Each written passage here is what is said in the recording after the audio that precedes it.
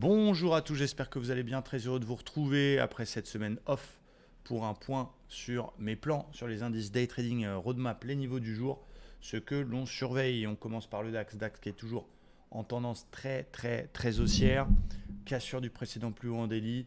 Bon, ça veut pousser, hein, clairement, il ne faut pas encore s'amuser à shorter ce marché. Moi, j'ai un objectif court terme qui est la zone 16 200 points, qui est un niveau intéressant et qui est un niveau résistance. Donc, je serai plutôt en recherche d'achat. Maintenant, il y a trois options. Première option, c'est un achat sur repli sur un niveau plus bas qui est l'ancien top ici que l'on voit en 4 heures, la zone un peu en dessous des 15 700. Option 2, si on fait un repli plus gros, on vient chercher une oblique cassée et une zone de polarité intéressante vers les 280 qui est beaucoup plus bas. Et forcément, si ce scénario se valide, on aura peut-être l'occasion de travailler une conso. S'il corrige, qui vient casser les 650, faire une vente jusqu'au 280 et faire le reverse sur 280. Donc c'est ça les niveaux que je surveille. Bon, la partie short n'est pas du tout d'actualité puisque pour l'instant les plus hauts et les plus bas sont de plus en plus hauts. Les 280 ils ne sont pas tout de suite, c'est 3% de baisse. À plus court terme, voilà, plutôt des achats. Sur repli, je vais surveiller tranquillement la zone des 700 on va dire. Là, ça ne donne pas forcément envie d'acheter là tout de suite parce qu'on est dans une petite résistance, même si ça chatouille l'opère par le haut. Vous voyez bien ici cette petite zone qui ne passe pas.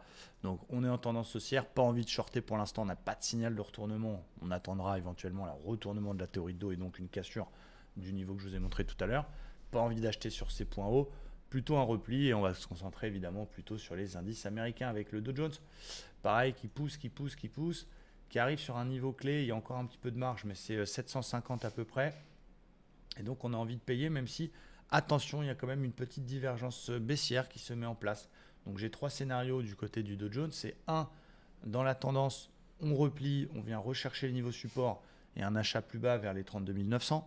Scénario 2, ça continue de monter, on invalide la divergence, on casse la résistance à 780, on achètera sur un repli pour aller chercher un peu plus haut et pourquoi pas la zone 34 700. Scénario contre-tendance que je pourrais prendre si elle se valide. C'est une divergence, mais un peu plus haut sur une zone résistance sur les 700. Donc je vais surveiller ces zones-là. Plutôt des achats pour l'instant dans ce flux, mais attention à la divergence baissière qui doit nous donner envie d'attendre un petit repli à plus court terme dans l'après-midi.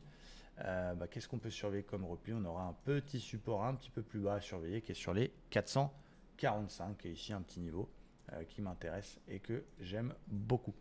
Du côté du Nasdaq qui est beaucoup plus propre, le Nasdaq il pousse, hein, le secteur technologique a bien poussé. On a un joli biseau ascendant en daily qui fait son job, qui encadre bien le Nasdaq. On a une première zone 13 250 qui a une belle polarité qui pour l'instant bloque et freine un peu, mais ça ne me donne pas forcément envie de shorter comme un goré. En une heure, on est très haussier, on a un joli canal haussier. Je vais surveiller deux niveaux pour un achat sur repli sur le Nasdaq. Un niveau intermédiaire plus intraday vers les 13 080 que je surveillerai et un niveau un petit peu plus bas, bas de canal haussier, ancien gros niveau, order block très intéressant sur les 12 950 que je vais surveiller aussi pour des achats sur repli sur le Nasdaq. Donc mon sentiment plutôt haussier au vu des graphiques. Attention, on a des niveaux résistance pour l'instant, soit juste au-dessus de la tête, soit on est pile poil à l'intérieur qui freine un peu. L'histoire du pétrole qui a pris un gros gap haussier avec la réduction surprise de l'OPEP peut aussi peser. Mais voilà, pour l'instant ça tient, il n'y a pas le signal du Seigneur pour jouer une vente et pas de confirmation pour shorter. Pas envie d'acheter sur ces points hauts-là, plutôt des replis sur les petites zones que je vous ai annoncées. Voilà, on verra ce qui va s'y passer cet après-midi, la réaction des US sur l'actualité. Merci à tous, très bonne journée et à très bientôt.